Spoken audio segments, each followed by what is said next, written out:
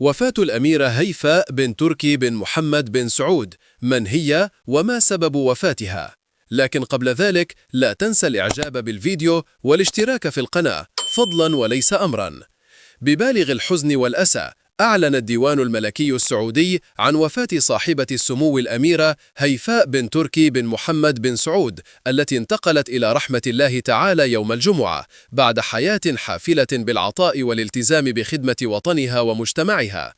الأميرة الراحلة تنتمي إلى إحدى الأسر العريقة في المملكة، وهي من الجيل الذي جمع بين الأصالة والانفتاح، حيث عرفت بحضورها الهادئ وشخصيتها المتزنة، كما ساهمت في دعم العديد من المبادرات الاجتماعية والإنسانية داخل المملكة.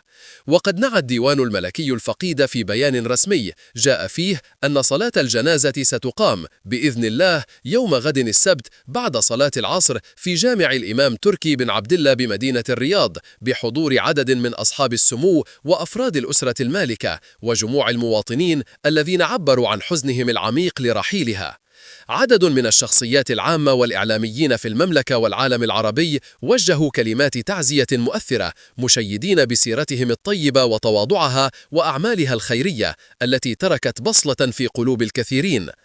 الأميرة هيفاء بن تركي بن محمد بن سعود الكبير كانت من السيدات التي جسدن الصورة المشرقة للمرأة السعودية، محافظة على قيم العائلة المالكة ومؤمنة بدور المرأة في تنمية المجتمع والمشاركة في العمل الوطني.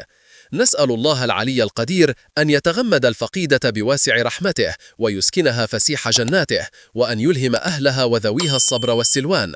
إنا لله وإنا إليه راجعون.